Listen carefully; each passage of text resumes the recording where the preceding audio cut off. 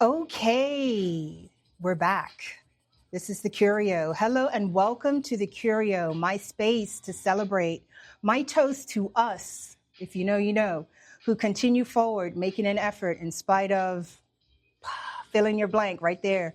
The Curio is my self-full endeavor towards recognizing the rare, the unusual, and the intriguing moments, those spaces, those exchanges, and relationships that constitute what I know as my life. And so in this episode, I am welcoming Demetrius Clements, master barber, phenomenal artiste, and a longtime friend of mine who is also an inspirational figure in my life.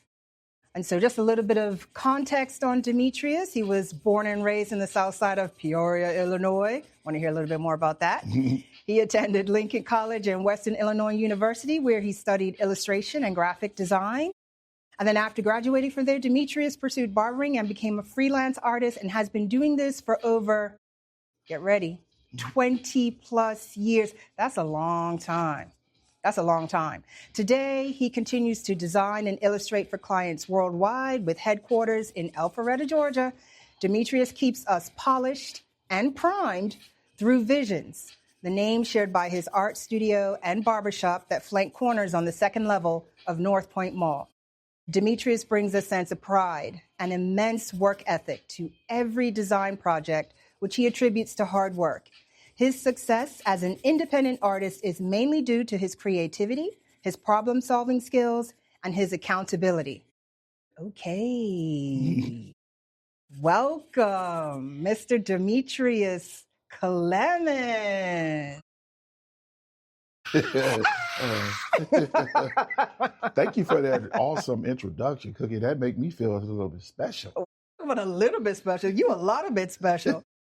I mean, I don't even know where to start, but I love to let's just do this just chill vibe, right? Let's start off with Demetrius, origins. I'm curious because, we talk a lot. We talked a lot in the time that we've been together, just connecting, getting my hair cut, getting my son's haircut. And I don't think I've ever asked you this question, but what's your earliest memory of being an artist? What or who were your influences? Let's see. Ooh, wow, we can go way back. All right, so of course she said that I'm from Peoria, Illinois. Yes. And just want to take that thing so far back that it constantly is on my mind. Mm-hmm. Just knowing where I come from and where I'm at now. I would probably say when I noticed that I had somewhat of an art skill, I remember my counselor pulled me in her office one day. This was probably in the 4th or 5th grade. Okay. And I always remember drawing Mighty Mouse. Yeah. So we go way back with that one. But I remember 4th or 5th grade, and she pulled me in her office and she said, Demetrius, did you draw this? I was like, yes. She's like, okay, I need you to go in the corner and redraw it. And I redrew it. And I redrew it, and she was like, oh my God, Demetrius, you have some talent. And the reason why she was my counselor, because I had a learning disability. Drawing and art and sports was one of my things I always wanted. But it was hard for me to read in public and get in front of the class and read and do math problems on a chalkboard. Yeah. So that's why she was my counselor. She was trying to figure out, am I really struggling with reading, or was it, whatever it was, she diagnosed it. And I had a learning disability, so I ended up in special ed. And a lot of people don't believe me when I tell them I was in special ed. So That's one of the things, like, man, come on, man, you went in special ed. So when I noticed that I was good in art, and I always loved playing sports, so those were my two things that I love to do. So I'd probably say 4th or 5th grade when I noticed that I had somewhat of art talent. And all my art teachers, teachers at the school used to always have me doing all the chalkboards, the bulletin boards, and I was winning first place for doing that stuff. So that was one of the stages in my life I noticed I wanted to be interested in art. Really? Yeah. Okay, that's cool. Yeah. That's interesting. I appreciate the fact that you had someone in your life in school that recognized that you had this talent. Yeah. Because you are gifted. Well, thank you, Cookie. You're very gifted. I mean, you know, I could probably toot your horn all day long. Yeah. But that's fantastic. All right, so it got started in 4th and 5th grade, recognized from your counselor who was supporting you just from your learning disability, but then gave you that push that then promoted you into the school as the person with the skill to like graphically illustrate. Yeah. Did you get like kudos from your peers, like other students? Like, were they looking for your art on places in school? Or? Art was always, it was the lifestyle. It was the culture. I mean, I did everything from stole my grandmother nail polish and got a fresh pair of white Adidas shoes, trying to make them look like Jordan. Oh my God. I'm drawing down people's pants leg. Then probably about, I would say 13 or 14, I started cutting hair. Okay.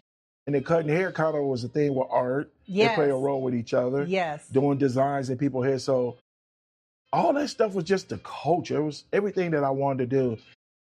What's amazing about it, it was just, I transitioned all that into just doing tattoos on the side. You did tattoos? I did the bootleg tattoos, like them old prison, where you got to take the Indian ink and wrap it with a needle and thread. I had no idea. Yeah. Wow. Yeah, so I was doing all the basketball players, myself. Got a couple tattoos I did of myself. But just this everyday culture, man, growing up in the projects in the south side of Peoria. So it was just a lifestyle, man. All my friends, man, I need you to draw this. I want you to do this. Yeah. And then it comes to, you know, my lifestyle basically growing up. Yeah. You know what I love so much about you and your art is that, and your barbering skills, because just the fact that you just communicated that just now, you just shared that 13, 14, you got into cutting hair. Yeah. And that culture, that creative culture back then, because what is this, the 80s?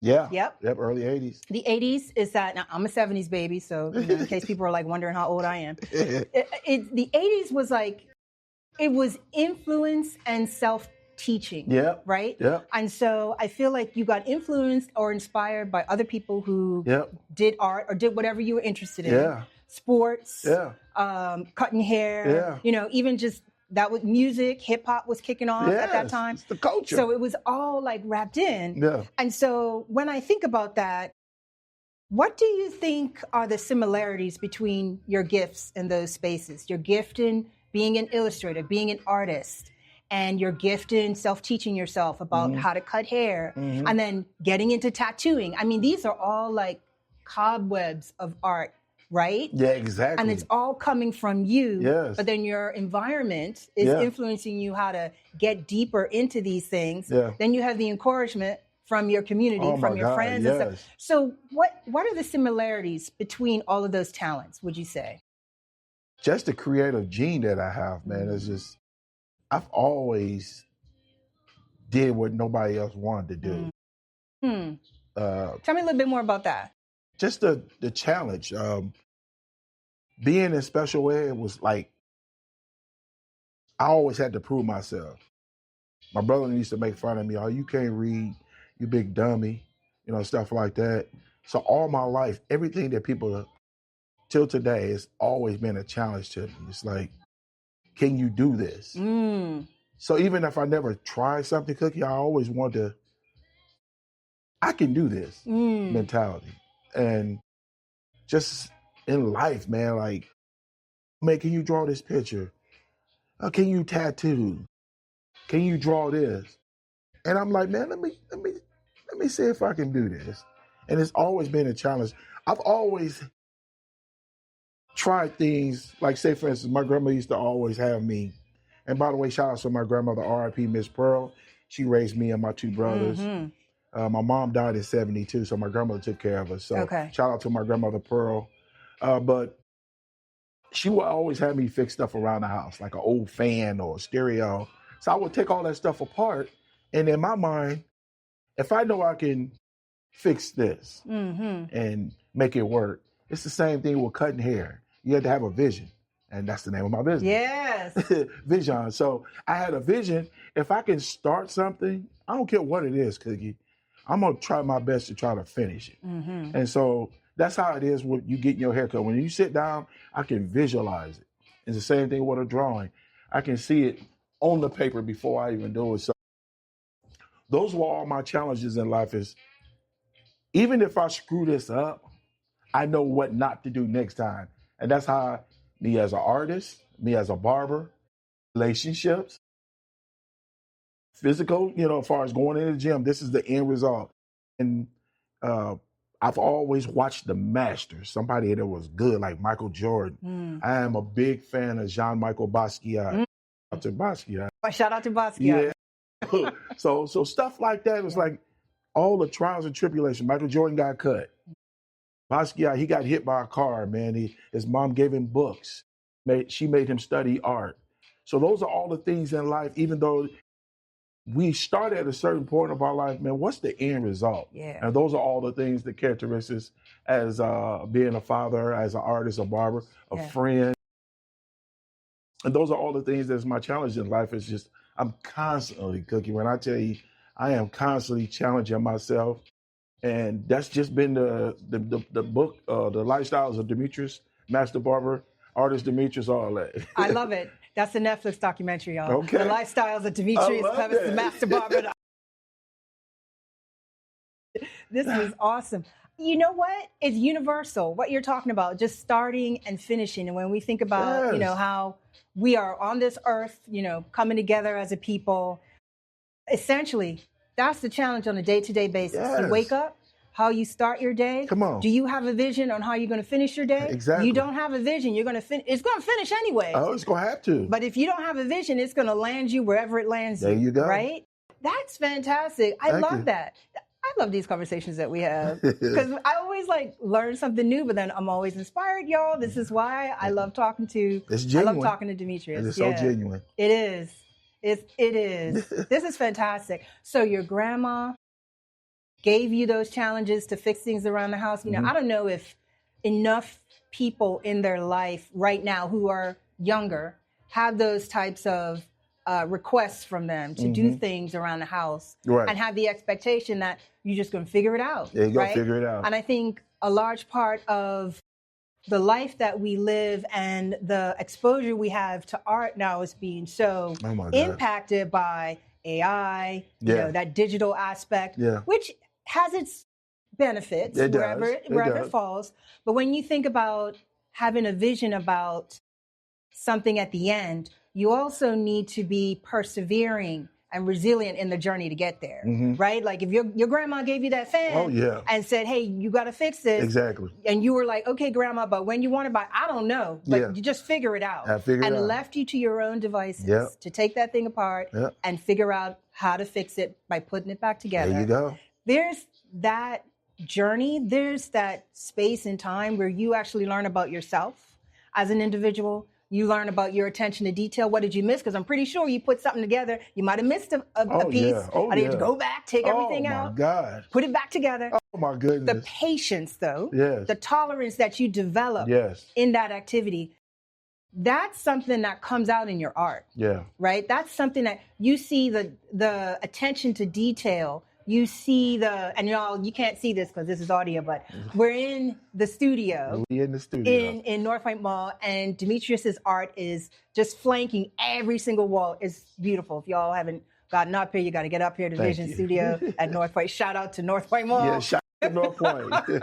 In Alpharetta, just get in here, just be surrounded by the faces and the expressions and the shades and the colors and the tones and the detail. I can go on. Oh, no, I know. Essentially, though, let me get back to that activity that your grandma gave you.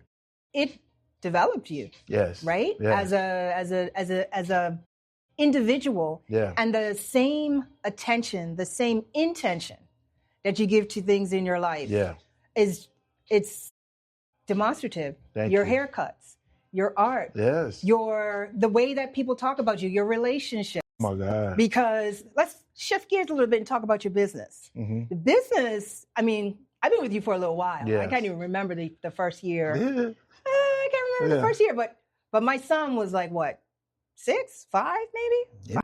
Yeah, 5 or 6. 5 or 6. He's 13 now. I remember when you came, so. Yeah. Yeah, I remember. Yeah, I go way back. Mm-hmm. You were the first barber to cut his hair. Really? That's right. He'd never sat in a barber chair for you. Yeah. Charles. Little Charles. Oh, wow. Sat in a chair. Remember with the cushion seat to lift him up? And then I say, Charles, you can't sit in that no more. Yeah, no, he's a big kid right now. Shout out to Charles. Yeah, shout out to Charles. For continuing to come back. But essentially, when you think about the growth of your barber business, talk to me a little bit about that and how maybe your art or your barber business has helped either of those. Man, going into the barbering industry, man, we're going to take this a little bit back. When I went to barber college, fresh out of, me graduating from college and me doing what I need to do, I went back to my hometown because I ended up going to the police academy back in, when I graduated in 93. It didn't work out for me, so I decided to go to barber schools. And then with the barber college, this is crazy because my instructor pulled me to the side and said, and shout out to Zach Marone Barber College in my hometown, Peoria. He pulled me to the side and said, Demetrius, I've been an instructor for over 50 years. 50? And yes, over 50 years. And he said, I've never had a student that I'm about to tell you, I never had this conversation with nobody. So he said, you're so talented, you're so good. I don't even want you to be at the school. What? Yes, he said, man, you're too good to be in a barber college. I want to bless you and have you work at a local barber shop to get your hours. Wow. And straight to apprenticeship. Straight to, because at that point I was cutting for 10 years. So went straight to a barber shop, and I worked in this barber shop, Fleming Hair Barber Shop down on the south side of Peoria in my hometown, right off of MacArthur. So I go in this shop, and this young lady, I'm not going to say her name, but she was running the shop. She was a legend in my hometown. Okay. But I ended up working at that shop, and I was young, I was loud, I was arrogant. But one morning I went in that shop, and she was gone. This was 6 months after I'm in there. And what happened was she left the shop to me, and she got upset because everybody in my hometown was coming to me. Oh. So, okay. it was like, so the owner said, okay, the shop is yours. So I ended up owning that shop, man, probably about 3 or 4 years. Okay. And then I decided I wanted to move to Atlanta. And then when I moved to Atlanta, the same thing happened to other shops. Wow. The owners fired me, though, because once again, all the clients was coming to me. Okay. So my wife was like, babe, just open up your own shop. But leading up to me having my own shop, Cookie, I used to always be the first person there every day. I would go in the bathroom, clean, make sure the bathroom is clean, mopping, stuff like that. I practice good habits. I always want to do customer service. I want to be the first one there. I want to be the last one to leave.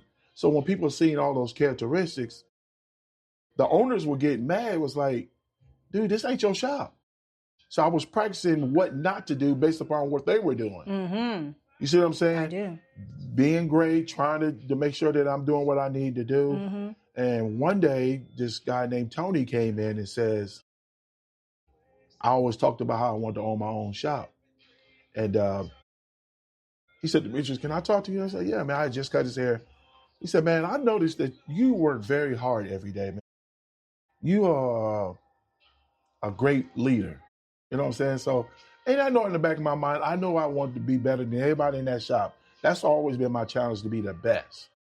So he pulls his checkbook out, Cookie, and he writes me a check out for $5,000. He said, man, go get your shop. And 2 weeks before he wrote that check out, a guy came in saying, look, man, I'm looking to sell my business, which is Vision Studio. No. Yeah, so I took that check, called Lisa. I said, babe, this guy just wrote me a check out for $5,000. She said, you need to go to the bank and make sure them funds are legit. That's right. Me being where I'm at that time, thank God for me maturing, because I know if I would have been that younger version of myself, I would probably take that 5,000 and blew it. The heck with that. You know what I'm saying? But I did that, and I contacted the guy for Vision, the owner barbershop, and told him I wanted to buy the shop. And that's how I ended up owning my own shop. And I told him, I said, man, look, I got $5,000. He wanted $15,000. I said, if I give you this $5,000, I'm still gonna give you your 15 if you let me make payments. Okay. I bought that shop in 2007. Do you know I paid that shop all by September? In 2007? Yes. Wow. I paid that $15,000 off in less than 6 months. Wow. That's how determined I was as far as owning my own shop. And I had a shop full of staff, so booth rent and all that other stuff. Because when I tell you, these folks saw something in me, because they wouldn't have been working at that shop if I didn't have good leadership skills. That's right.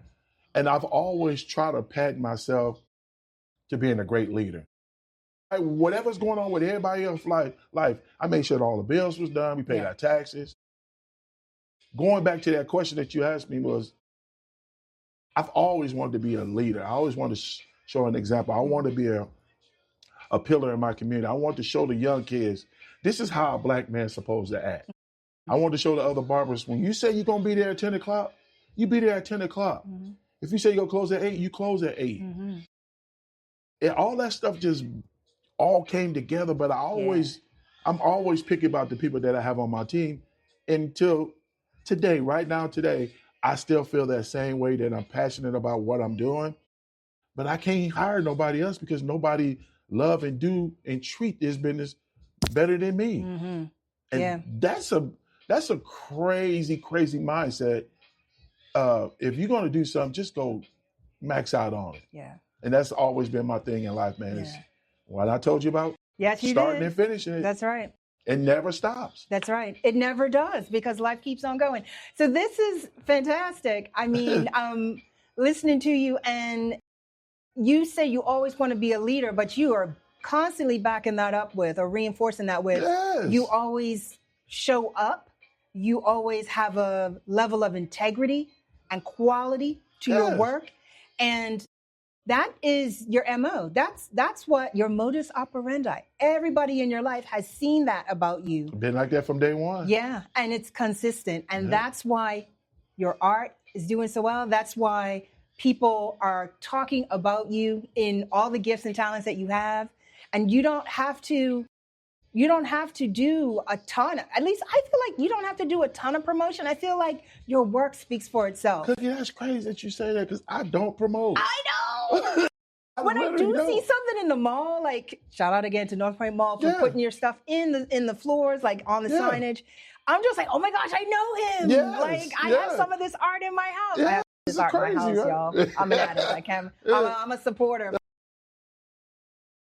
This is beautiful, because this is you being committed to your life in a way and on a level that exceeds like the status quo, right? Like you said, you've always tried to be the best. Now, it's the best in your eyes. It's your best. Exactly. It's you know what your best is, right? Yes. You're not necessarily comparing yourself to anybody else. You're just looking around going, I know I can be better than this. And then you just go for it. You're not criticizing anybody else. You're not judging anybody else. You're on point, sis.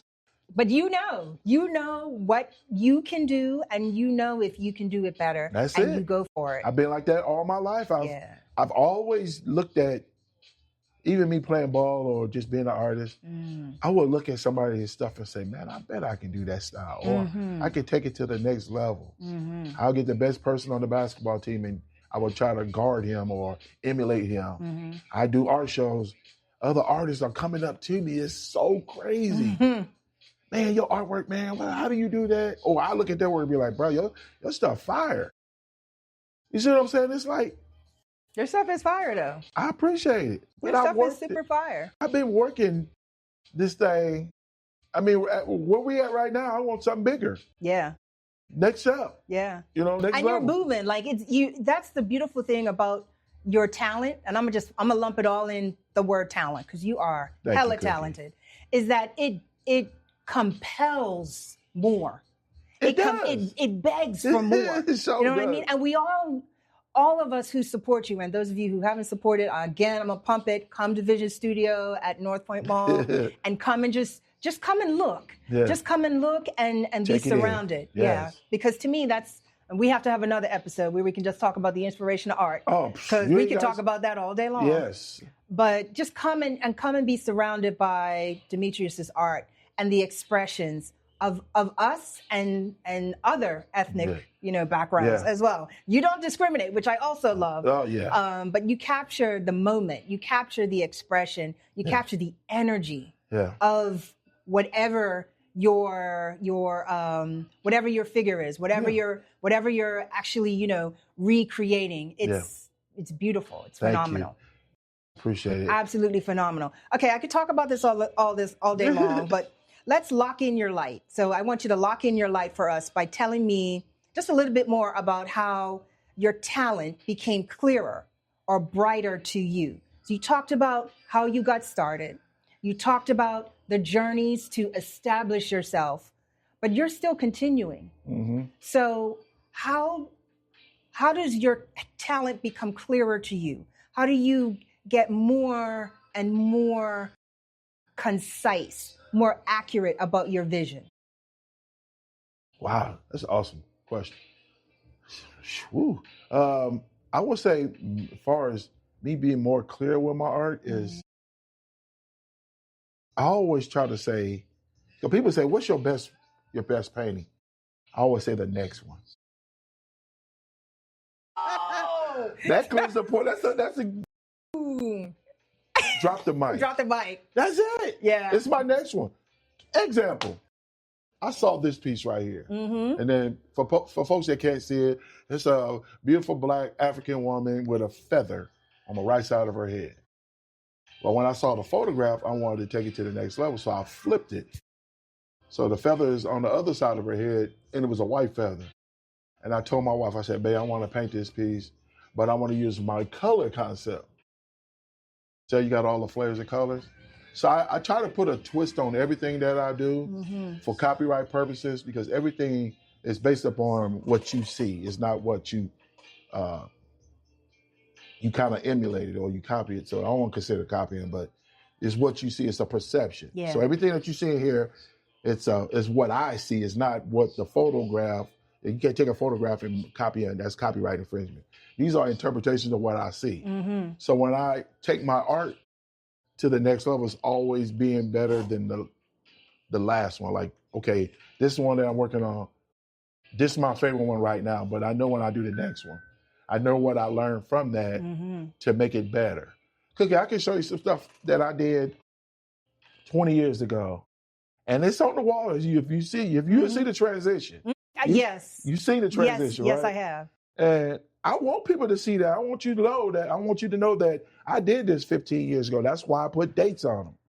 So I'm more visual. I'm more clear of my mindset is more taking something and having AI make it clear. That's my mindset. Is I'm AI in my mindset. Yeah. Taking my artwork and make it better. Yeah. So that's the answer to that, is taking it and making it better. Yeah. I love that. And I love that your best one is the next one. Yes. Let's copyright that. I know that's right. I love that. That's fantastic. And I love the reaction when you used to come to the other spot. Yeah. And you used to be like, D. And I strive for a reaction from people when they see it. Mm-hmm. It's funny because the piece that I'm working on now, it has so much going on. Yes, it does. You got people side-eyeing, trying to be in the vision with he hadn't communicating with him. Yeah.